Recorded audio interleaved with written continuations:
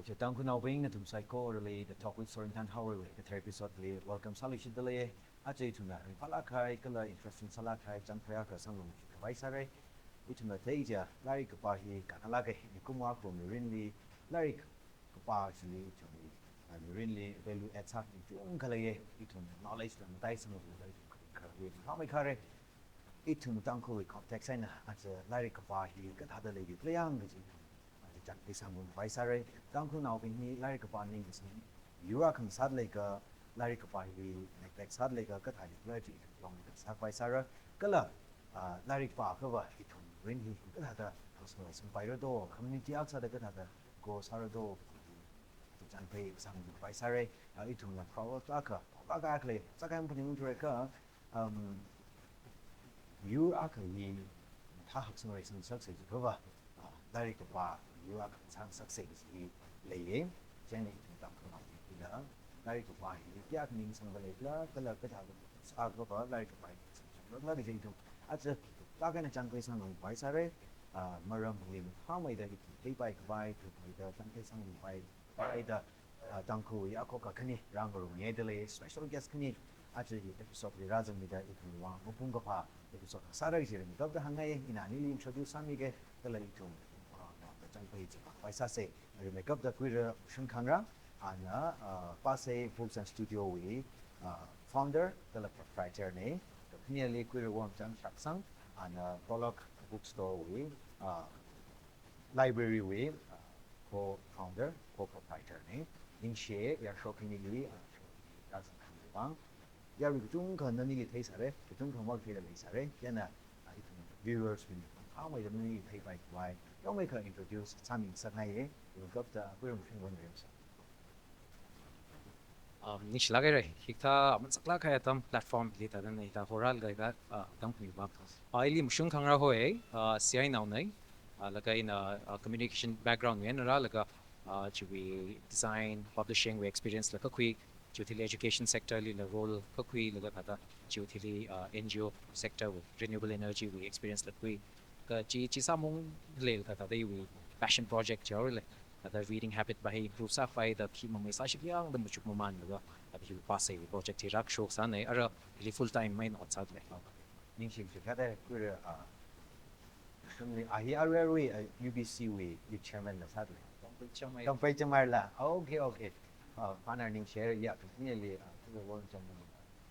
no we next lagi tang khiwuivāng ini one channel we one channel in issue with me in leka mai mshung thada communications background mai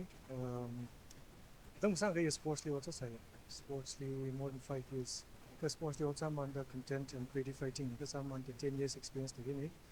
adi if pama ga the hili stick sai go sai jing one sang ga the freelance and also kan awen the freelance and also le ke reading culture thada in the interest la gen la ga when but like buying some over there 와보면 그 reading culture 힘을 되게 오기도 되게 좀 키에 공연은 좀 많이 태양도 그 코비드 쇼페 같은 좀 저기 그 당원도 있는 그 근데 boring side the like 방에나 그 위파 그렇대요 진짜 좀 되게 좀 독서 library 다 쇼고 다 생각해야 좀 좋거든요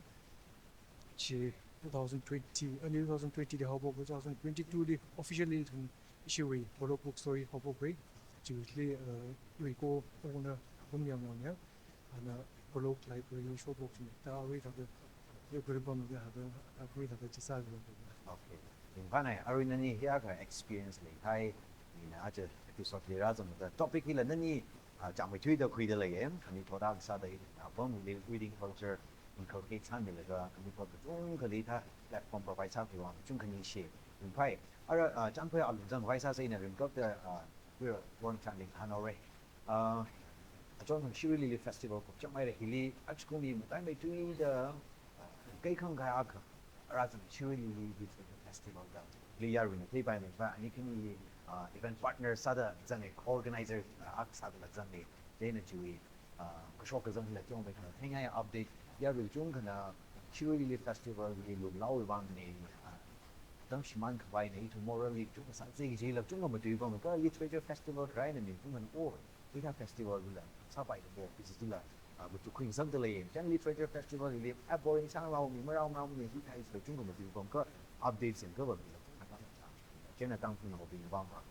ya sang sân từ liền cái này phải gặp được actually literature festival thì cái đó beyond đó giống như là update cái sao mình sau này thì là cái experience của mình Shui Lili Literature Festival hu kalau amin ba je Shui Lili Festival mi lo bi ka jira sing ye ni ka literature festival ke ji mi wonder ke ji but 2-3 years before dan sai a ja gom ni ha ko shi ko da shi ho ko ni ko lo ku story and library ni da ko mo se ni ni ni na ta mi ko da ai yo tam chung wa da san ni ko shi ko ni na ja gom mo da ja gom ni Shui Lili Festival with curtain raisers before the festival itself pop up which got she in Jupsan. They're going to use some way about it, no? 1 year pushback so that can help it, right? If you're right, festival, you know, we did that. I mean, Jig Creep on the I do miss you here. I think I'm Mariwala Health Initiative there. Marginalized communities, the mental health issues, the open up that right and then. Ashiri organization in sponsor san ni san nei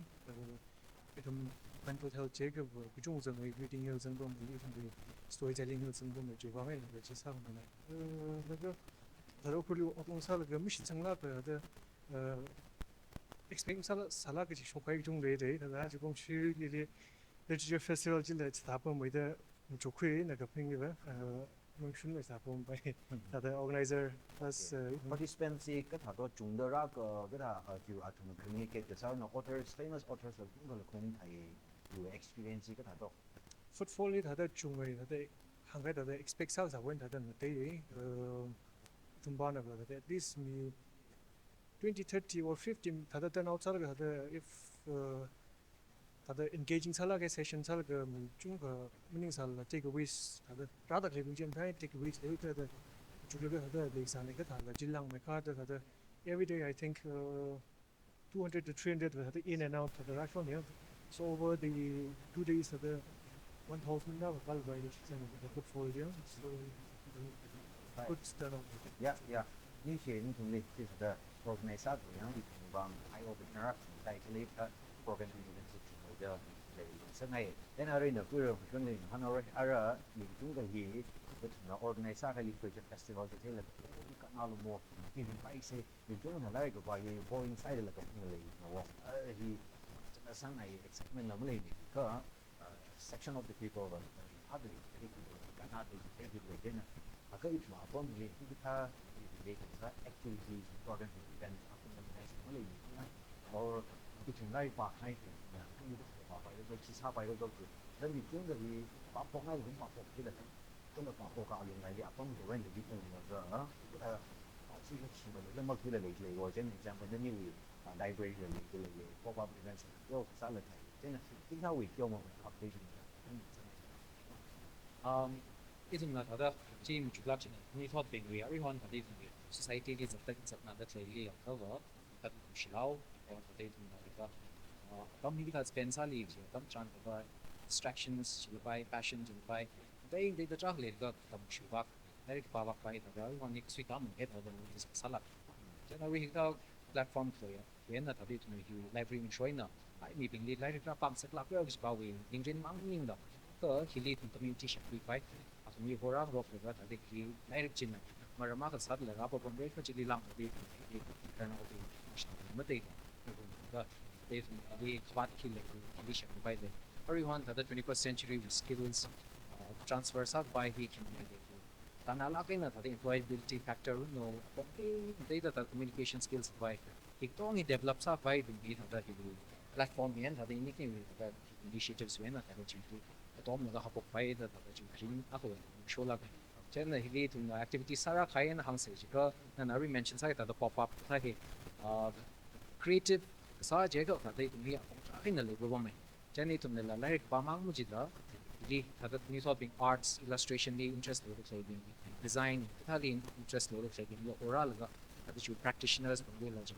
pop up platform sa atom experience ta tam shu wa ya tum challenges face sa creative feeling ba lo ji tum chan da everyone of bhakti ni đấy chúng sinh mà mang đến lấy cái thằng là awareness các bạn quay đó vỡ vào bên là không chỉ là thì feel điều chắc không có tóm vào vòng cái chế nó chỉ đi khi thoát chỉ feel đi pick up cái bình là ta thông experience ấy là khi sao thì employee sao hay thì đi ở cái chỗ initiative public hay thì đi những cái chỗ gì bị phải cái thằng the opportunities để sai là share ra sang rồi chỉ có interaction platforms play của mấy rồi January sabah with the thing là chúng ta sẽ will literature festival thì cái là very park này cái bị vang open mic event đó mention some that to be perform ra sao đó thì bị by some the issue event partner issue project đó by some chỉ Lairik cái shop phải là plan some mà được chỉ follow up event đó sao cái chỉ link số cái tụi mình đã tâm đi film screenings là by tụi mình the leader loud sessions author interaction Being that the software chocolate they hate the as a community you initiative mang our initiative mang jita atom damni thum chi explore sal bai thum community le de kai Lairik to be lak kai na shopra da kai na shop na chocolate da atum bi la chi platform men so the now we can we launch that experience share sa we will back and forth by explore sa ba kai sala Okay. Question sa lahat eh.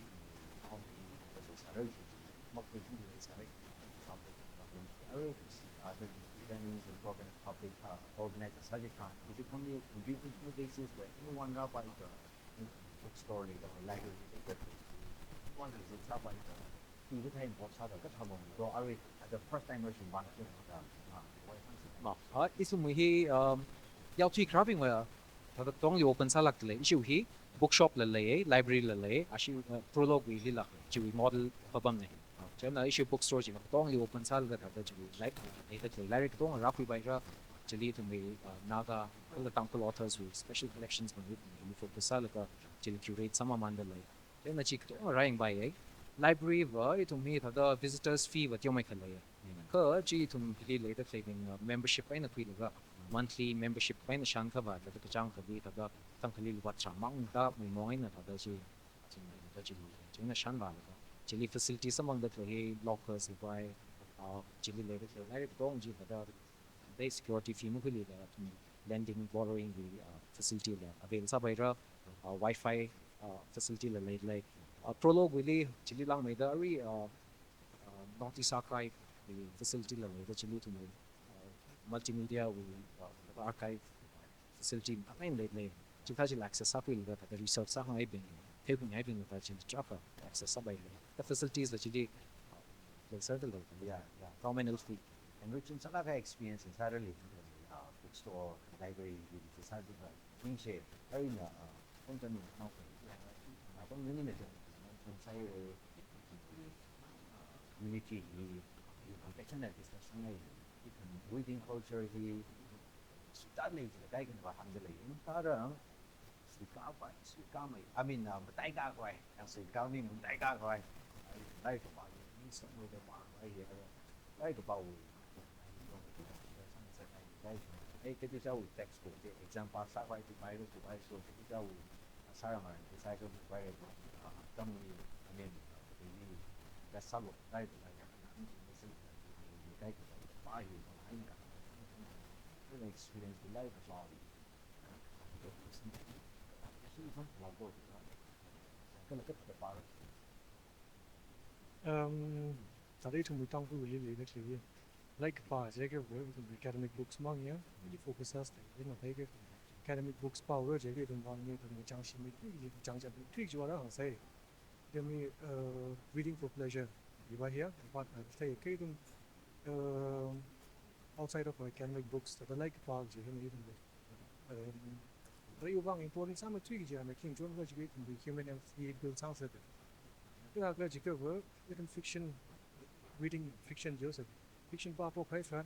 even me point of view in the origin you're reading the book from the point of view of the characters that are in the book say cái vở nơi him ya nó cái feels had rồi ya who sensitivities how we hit he that apply our emotions in that so no emotional growth which in so emotional growth like essentially ultimately you become more mature emotionally emotional intelligence that so empathy makes the world go around. Yeah? So, in society, we are aware that reading culture he fat hay wrong the society at least the setbacks are ni case the empathy with the idea don't talk to community to all the journey no say the it can be hospitality to hala can be willing john high he the lela which he the he don't present sharashum how it we totally negative was the khiwuivāng hospitality this looks like something from the past Malay Nation make the really show salad the tourist being able if it many to the Izamba Marna live by it many to entity by sweet and high to many to the lot of the crab mentality the pale to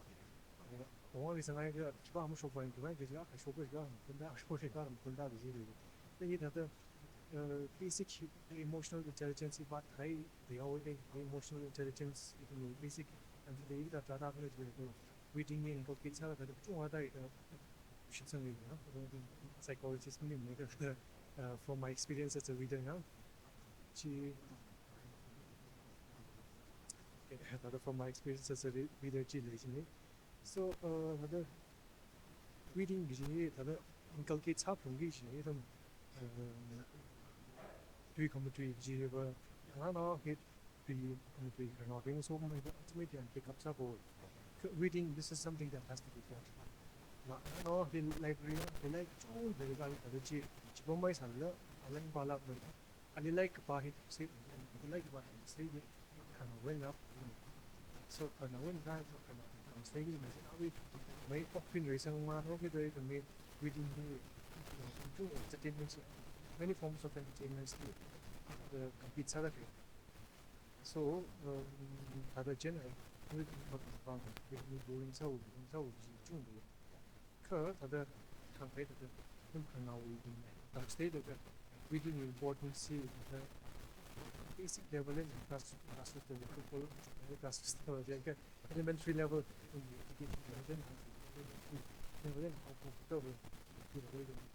joined by the education. Maybe the Tamahli Lairik it's all about physical books and it's all about e-books it's all by early 2010s they say the physical books in Arabic the e-books probably physical books by in Tamil is really so maybe this is something that will also happen with reading information overloading entertainment overloading we will say transitional period in such have the reading the forms of entertainment hopefully gradually we will fall back to reading but for us to do that we also need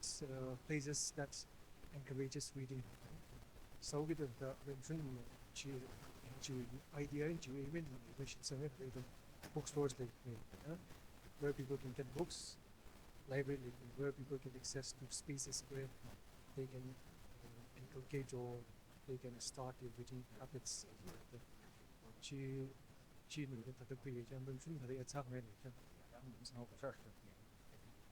Milagan boarding school South India vakta pamawe. The for me the reading it's the escape akasada homesickness ili popsa kaila ang sal ga hapok salala throughout the years Lairik para khai hina ili apong try mo jon milagwo original up chi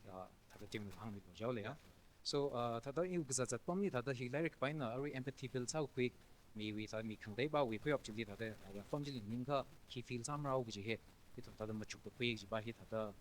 Lakain na thadi to me interaction relationship it ang jon milak baba me ka chimang maning la chili lang me that communicate sa language chili mastery ya ka p5 thadi ari hon hi English hi the international the platform ni thadi sing me tu language ang saira it make shock zang li la ra thada India well lil by Manipur well lil by English sing thai mai thada language li thada tha mai dam tu thai ka pi thai mai je ga thada chi kan kanal tra le bom de the G to the Tankul to ba the bike could be the bike, G to the Pāsei, she's just you went to show it to that you were some problem. The Gachili Lang made everyone fake news, AI shijin, the multimedia, the sources track away, not the commission, Mak take track away, dumb no worry on it. That you were Lungiliara, maybe the Hiktai content shop the clipping ne la tools tra ka shijin lage thumi attention ni thumi ning phaning apong tra khin ma chemi vai or thada atumi perspective vai na thada you quick vai which will apong tra le ta hin na thada mi bai na ki tool shijin laga language ya lungni tu yar ka thada shijin laga na we position sway sa vai sa de le ji la thada thumi thada thinking citizen na sa da ki awareness le laga ki we concept le thumi hey quick vai ji thada reading ai na ak build sa wi bai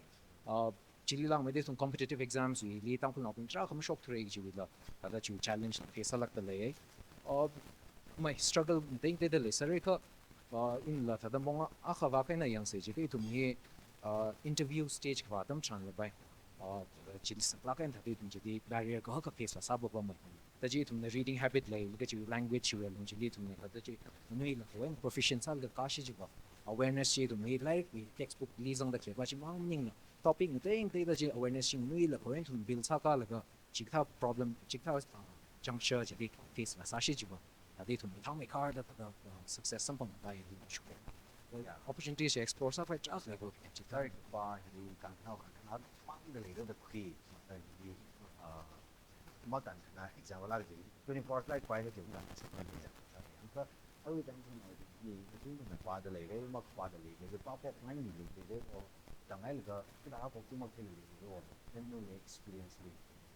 大家好，大家都，那一个今天中午玩的，一张那个非常上头，他们把这个很的精神那个，一定要把位置那个，你来啊可以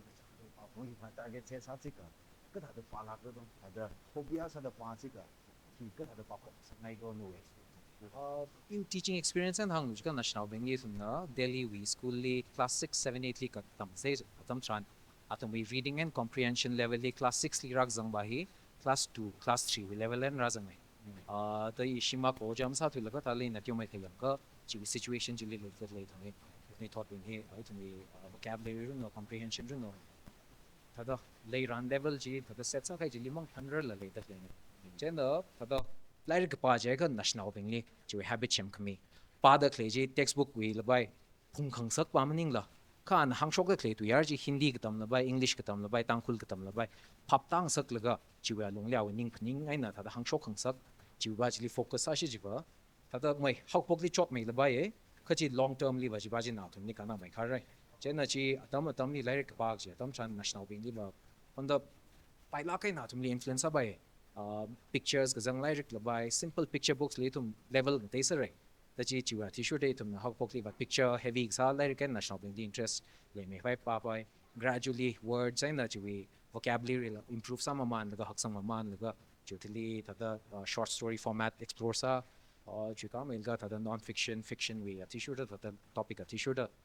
explore sa le bai khar me khai thum bing je ka ba ta da mai hok pok li the stuff ki ta ta da heavy writers ta pick up sa je ka ba ta mapāngaithu right chen na ta da pa ngai topic chi na ai fiction hi yu wang ma ta da atam shiwa mai je ka ba ai non fiction na interest le ngai na ta da value le la khai topic ka pangkwil ga chi Lairik pa ku ga chi pa shi ji ba na pa ngai la na interest le chi sustain sa bai me ra I thum Lairik pa ngai mi a sal ga ri hon hang se chi ka downtime kle atam sam phi rek ja tam liwa ta da phone ban re ji challenge I thum la face ala gai ta Lairik pa ngai mi a kha sa la ga Lairik pa tam ku shock rek ji challenge le ji kam pa ngai bing ba ka tham rao che na ta da chi ba ji ba consciously khlata ba ta da ai atam hi a kha ba I set aside sap tung ra ji ba je Lairik khang dem le sa la ri hon ta da bible chim abu bulia le sir le I we language skills in how pokli pa ku je I school a khaliva library la malay tu da ta da bible ka pai na mai mang la rin matai sang ba ji a kha chiling room sang da matai sang sang ji language shi ki na ra ji la pen tra khang ilim chon mi lap tai da ji ari hon da ka cha we quiet time ku la challenging sala kan le de tam ni da killing two birds with one stone ji la bai ya da chi pa kha la ta pong tra khang la ta da chi chon bai re ka discipline le ga khrin na kho ni pa ji la ka na ba very interesting routine hi right la no way na orang dan ka da pa phong sang ai no experience ai no wa now na khar now no Lairik pa ai da thing ka da pa ka pharo to ka da timetable ji no schedule ka da sa ka pharo do hok phok main chalen hok phok ji theiserra straight to the point palming in the shayung ra sa point ba ja ito mo storytelling hi important sala go so reading in like storytelling nei la kharjan kapā nei jino so kharjan kapā hi kharjan interest le thong la me so kharjan interest le ji gi thumui biggest storytellers in my opinion yeah that they thumui community the other storytelling le impact le make up the le pa hi ochabing so ochabing they should make learning as fun as possible and as interesting as possible so tam na li thumui le example le le pa mention ka ta sa ngum them ka we all have our favorite English teacher, no? English is all about storytelling. That science can also be about storytelling. Maths can also be about storytelling. Jen hibai idang perspective by hibai shift sang sagai studying jibamning na to read to learn, yeah. Read to memorize bamning na read to learn comprehension ama thang nam shin khang da phakura bai na da pa laga arai phongai laga memorize sai laga akham lai which bamning na to comprehend properly. So that in any fields, in any subject, that here the fun or the experience of learning through stories. Ibahi le creo the way to me reading culture hirata pa so like pa pokra jika don't take it as a task yeah that no like in hobogolo like katam na sa da no like in hobogolo no like pa da kleji khajan ka ba ta palo khajan ka ba ta try to tell that story to yourself then the pa da kleji nak la then ka da phapta ka da khajan hang ga na phapta ma ji nak la de practice ha bogolo that practice ha bogolo ultimately when you tackle that no like they pangai pokora so it goes on and on from that so aring lang the novela khoi pa palo chi ma hang mai kan no le da klei no subject le da klei no academic books ping bi che chin la ka try to attach some stories to it make it fun make it as fun as possible and then start learning from that and then ultimately that the reading will become a second habit. Okay. Kānnāya, Arina, next question here. Itu ya nani nak chung hangar ko Lairik kapau kan kana hi thagi sa ka chung hi mapāngaithu le no. Reading culture hi diminish sa da klei mapa lu gi ji mapang pa sa bi ngom pangai lu gi ji ka la mi chung ko mapa la chung phone ka tha ba activity de ba pa focus sa ti ai issue dang ko context na khiwuivāng nang sa sa ro do ji ka hang sa nai no take khui yeah. Right, China ni hanbu bom recommend. But tata hi as a society, itum we attention clearly, itum we resources, itum we tata apong tra kay ni itum na itum we attention midat le here. Kalizat le klej bay na itum environment create kasa we alin le hiratak zangalo bay da yam juga. Jika itum na Lairik pa ngai ji hi tata apam na lat ak influence lagay. Juga apam ji we meeting na. Yeah. Daily we example ko say jika Rajendra Nagar Chiwi area jili ang ka the IAS exam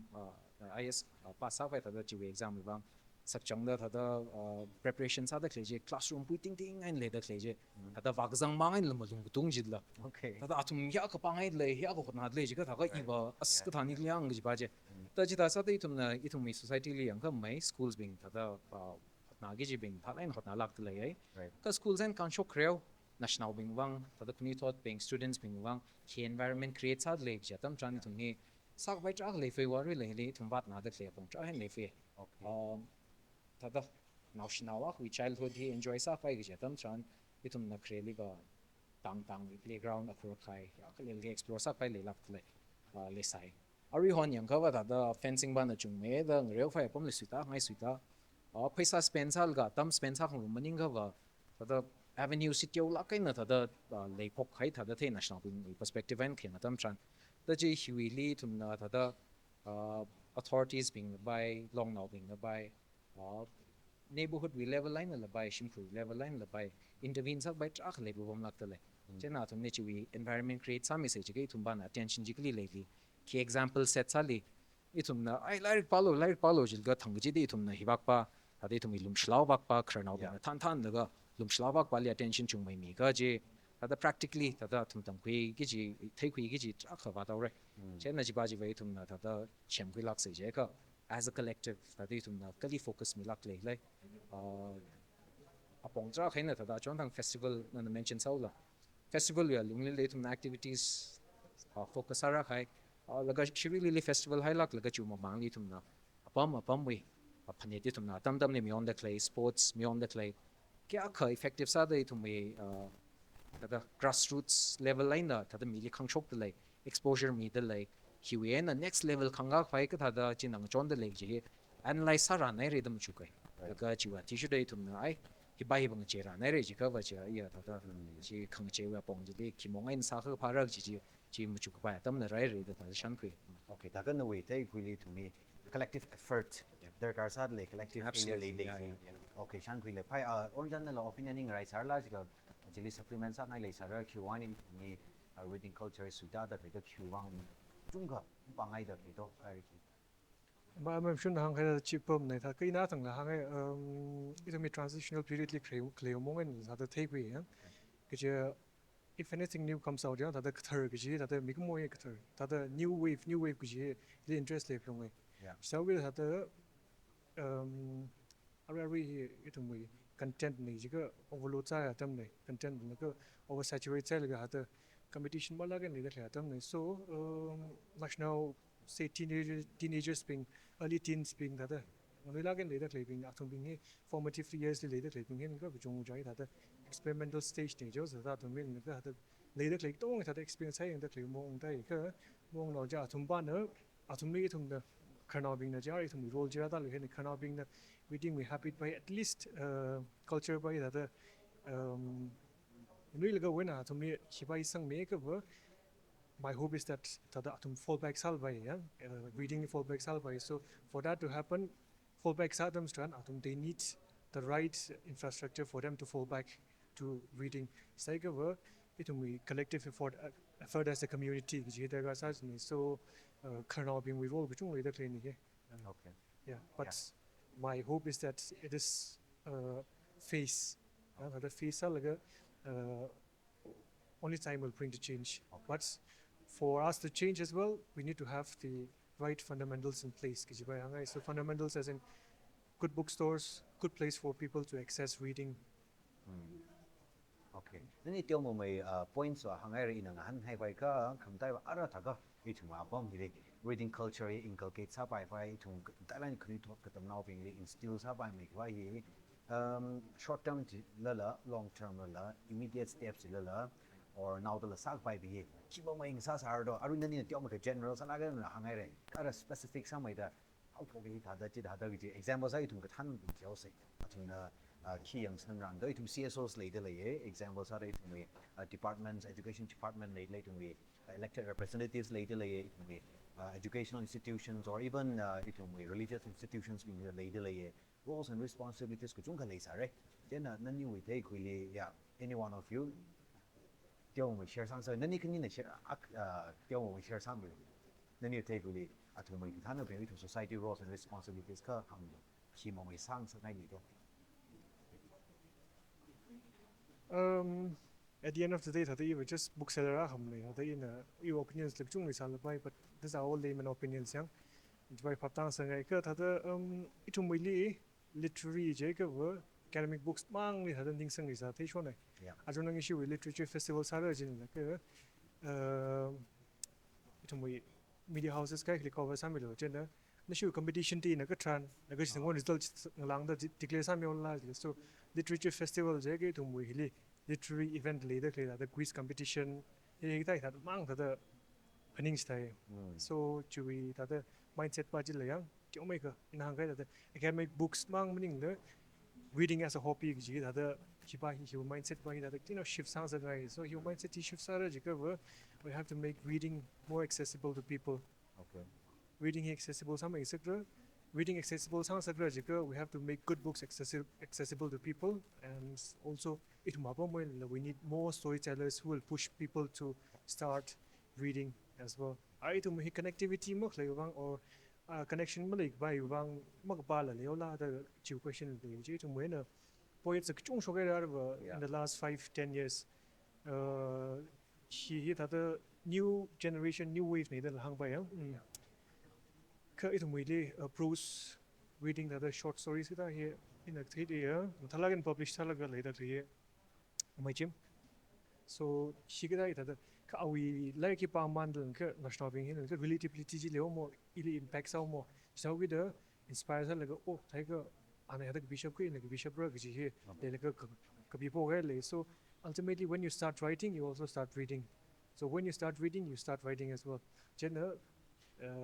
Maybe this is off point. In off point, it will storytellers inspires how young generations being. So young generation inspires how they'll start picking up the books of people from our place. Maybe we can start with that. Right? Local writers being promote kisa, local writers being we need to celebrate them more because they are what we need right now for us to improve our writing culture. That's my layman opinion as a very bookseller. important weightage le la khai kala kana la khai opinion ne yes Wangchan li jita grum sang okay. I think tada monkey see monkey do the tada saying la. Tada we need to see more people up and about reading. Tada Lairik sing laga tada ungwasa ta klay zat ta klay kring krak le tada Lairik pau kan kānnāya te khang sak jbai. Ta hang sei jika iliver ishi kranau ping na. Yang sang mi bai je ka ba tangkhul wi li aruri hang jika itumi traditional media chisala la newspaper akla makle je he aruri hi hakla khai problem ma khani te ya thekwe mai media social media track shin rock le opinions track leng lok le chiwa longli media house ha khni na chiu chili ta page run sa laga athumna consolidate sal ga news la publish hamid le ka chiwi along jili ta ithumna accountability khlai kala thada journalist akawi role hiva mi katong li thada hi shoko ek jimang mning la ka thada editorial section we along ya thumna hi shokai da hi thada muchuk ni e him thang im la chu opinion shares ak mi we respectability chu accountability we platform mak le ji ba he thada thumni trak sajud le da khue chena thada me thada community li along ni shok tak le la bai khongnai na bing wen shok tak le la bai internationally shok tak le hi ithumni relate sam mi la ka pi khmi national bing la access ak bai Karnau being next sak bike jiwi he kana lakan lately. Chen hi bai bai shapai na tang da ta he revive sang sang ai aj daily na jingum chirang ga hotna ra khai ji ga ta chi songai na ka jiwi ta da ri la kan khna ji ra kiban ta da sa shokra ji ba he hi ba ji ta as a whole itum chuk ra nai re da khuye chili lang me da ta da role queen sa khang ai je kha ba Kada itum kutong hi bookseller sangai cafe na show laga thada chiwi idealistic dream clay trakla le bamai ka masa shokra jam ne chiwi alungdi la thada itum kai kana ba thada Lairik hi pangai hi pi ngai gi ka khawle sal la masa shokra gi la trak le bam ka kutom khang rock gi he kana la kai na le jana hi tum na thada national bingli na we shimkhuri la bai kunai na la bai school li tam la clay bing la bai na tum ni Lairik pangai sangai khuni to chong sangai jai ka thada na we lok shop wel Lairik na wa lok ilak ni gift sa ang da tang wi li le da national bing la to pi la da hi kha pom ni than kra lu bai da ni incentivize sa mi ji national bing lim ra fi ka na la ke da chi kha ji la ta chi role quick bai la le lak da lai itum na ba library wa lung di tracker system implement sai national bing 10 books bai ka 20 books bai ka the sticker na la ki na la sam bang ga ta chi achievement leng sak chi wa lung ya tum pa khai wi je na tum thoughts synthesize sak wing sak laga muchu queen sak laga pi shok khung sak da chikta wi mongai nei tum chung me da chikta wi platform mi laga sa ari ishik tum la kharchan sa ek jiman da da kacham khat na national bing mangali da ba pom laga kharchan sak mi chu bi da youtube bain khiang ngai kacham khat chikta event li bak jang wi importance da chi effecting dai hong la ke chen da chikta chung me da organize sa mi laga kharnau bing la than laga da i tum importance sa la khai topics la bai da identity li relate sa by politics li labai ki kamak ni tum pop culture tha li la bai chi synthesize sa mi khai da tum ka platform mi chung me da da tang li khu li chi wi initiative khui mi shi jiba da chi wi conversational atmosphere ba ji tum create sa khui shi jiba abong tra khai ni tum rek sang kra bai ri tu mi shu problem Niao nai sak pai chung kha le de le and which is also very pragmatic sak pai ping mang ne idealistic salai na hi tha pai ra ji mang ma jin la sak khang yi ping chung ka share sa me ra aroi hai ba hi wa ara da kyau mai ka ya ru na ta la kai na Lairik mak pa pi yau se ngai la dom pa chi ya khan da mi kai ka na as Lairik pa da khem me thing me da thi la ga so theo wo i chung ni ka yang dao wo ji kai ka le sin da yung chung la chính tha attitude lấy lại tìm lên ya mi na phung ari Lairik pa lam pa la thada yang ta mi wa thada yang ta shon ra yang ta bi yang ka shon ra right ka thada ili hang no chi ka wa mai Amerikali way tumna Lairik tam kui kai a certain level of qualification kwe ka exclusive sala kai na thada tumi crowdly za thyo we chiwi perspective la klei la thada le kap la bai ka hi thada itumna la thada at the end of the day atum le individual ka sara atum li hot na ra khai thada cham sa dei doctorate khui da in ka only intervene sa bai la maning opinion share sa ngai tam tran expertise ti sure ba sabu bomra ka chiu approachability kala atum knowledge gain sa khai je individual ba meaning la community we na gain sang success ga chiwi platform ji chikta jili kānnāya de yam chu kai chai ga chiwi avenues chili tum na cham sa da tam pui khai ma meaning la officer sa da claim the bai itum na da ri hon hospitality sector li ngalam phizat ta claim call center li la bai internationally but I think that experience quiz at clay la bai atum li la hong la ga I earlier zaida ta lang so ba ji meaning la ta de chia itung khala ta na ta da ning teo khui la ga opinion clear sa bai atum mo chon na kai no mo chong hai la kai na ta da sai you know your ta da reisang bai pong trak le ko da ngai la le sa bai ka platform ji ka ta create sa mi ji ba he itung na ta da ji ba sem phi la gi no che nei ba hang se ji ga ji itung ni ji opinion ji change sa se ji ga interactions chung mai ro platform chung mai ro ga chi we shop zang we long le tum sai ngurum sai ki ba ga chi we mindset and ba ma ka ba subjective sala game and then I just issue with conversation here ong tang bo wai din thak tio kha kila yu phak bai ong sang ba ne mi kai ni sa ning sa ka khang da da are example sa da ne ni khar chan sa da le Lairik kapā mi ji khar chan sa yi thong teng tei bu pom ya experience na ya ru it young da le tin we tio mai ka ni interesting ka sa bai mai bai sa mai bai nani Lairik capture the fire number of books yeah fire the ka from dan kya fire na da approximate number ka ada ashum the pa kai or we ki mai pa le Chakshi da. yeah the figure out that don't make a interesting time like Chunga pa ida le wai chata la ta da mokning ne da pa jing ne say around 300 to 500 books show pa kai je yeah okay I don't know ishi literature festival fever jin ko prong with the chiwi authors kung bi ma thong dai pa mong oh very interesting ka thung kya shka fire la no he clearly we habitat le sai wo Lairik park ji de na you directly maintain sa la ga ji ba je list pa je le sa je ka ji sam da sang jang dai re je na number ba tam ther mai ka every 3-4 days Lairik of ko chap sai really we oh the ji ari hon da yang 500 plus ba le ba number ba ka thalala ari hon chang en hang se ji ka simultaneously Lairik ko thum ba le ka ku sang ji ha tam jang dal le okay no with favorite book king sara ka jo sile hi hang shi la ma ko ma ji le la kan ning thung da hai ya so that father claiming la ki ta ya da pa ngai mai bai figure sound mai da favorite color favorite dish ka hang shi jang khat yang yu wang ba or money favorite book je ga sak mi khar lu ji Mani ka- author in hang okay sure yeah yeah ta fiction ni wakan hang lo ji ka unai le ka Enid Blyton we hit the fantasy world she creates the ji pangai la kan kai the Dawson years li detective stories we kapā the chutili western the interest le the Louis L'Amour da we Lairik tra ba bo mai okay commando comics ka tha jila the arian hang se ka non fiction bali tyo mai ka mreva da the historical non fiction ka tha la ta pa fai Ramachandra Guha ka tha we Lairik la ka tha Ari River, Ari chi Naga historian, aka sada jawrile. Mon Kikon we His Majesty's Headhunters chila padle. But the chi nai favorite the hang shilaga. ke kim da aru ji la important sala wong dan no la hang jo it viewers being or like pangai da pa bai mi bai tio reference akin favorite I don't know other author or books I'm sure the kind of favorite jang shila go again like that akapa man that sin iwi new favorite in salbai the other chisa like chung patai san like that memorable salagan are winning the mong rja so like chin that maybe not the favorite in salbai you know favorite nidin adam ma him juk sa ji ngui sa bai jin ka da in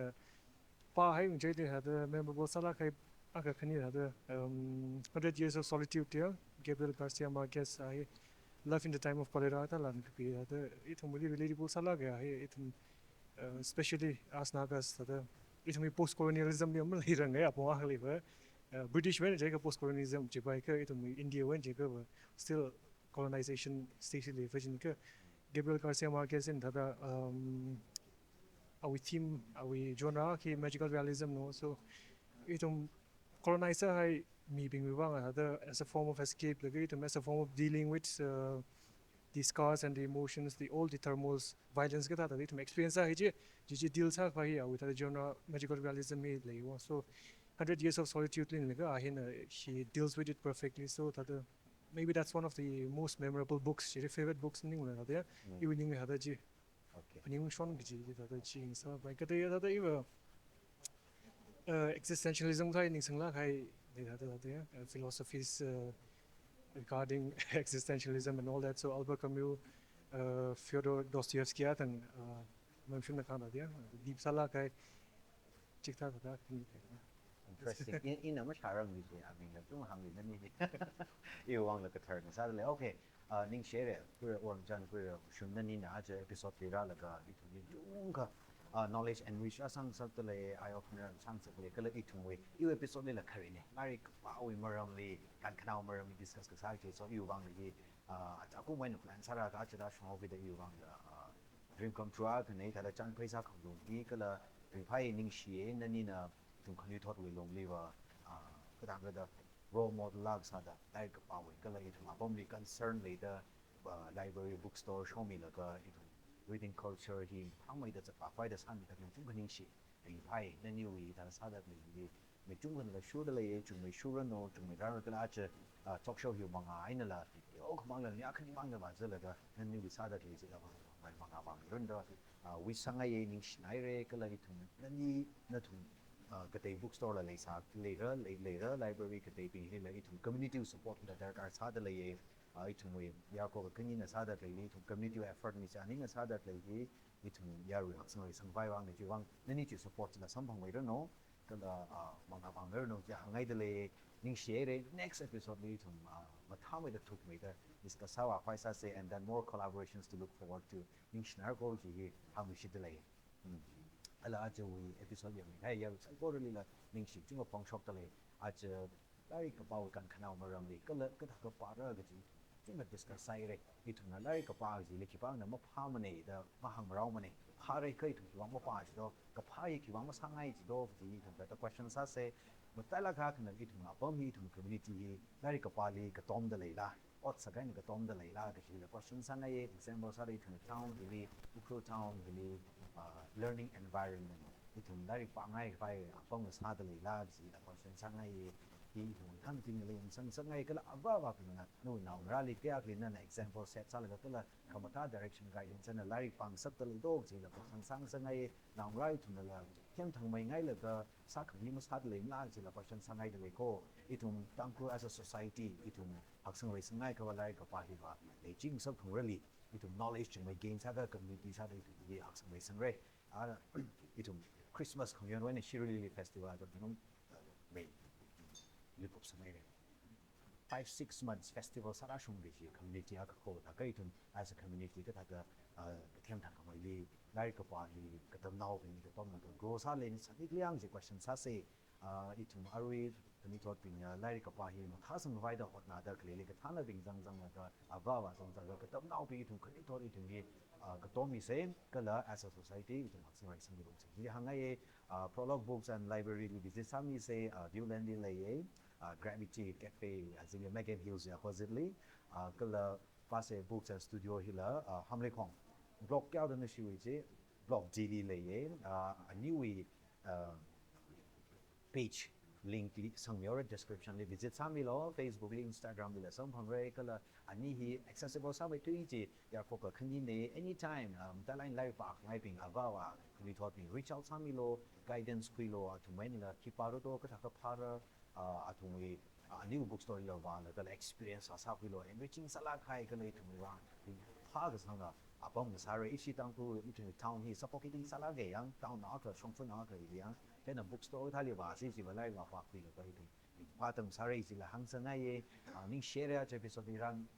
những khiwuivāng the next episode đi xong xem mình sẽ share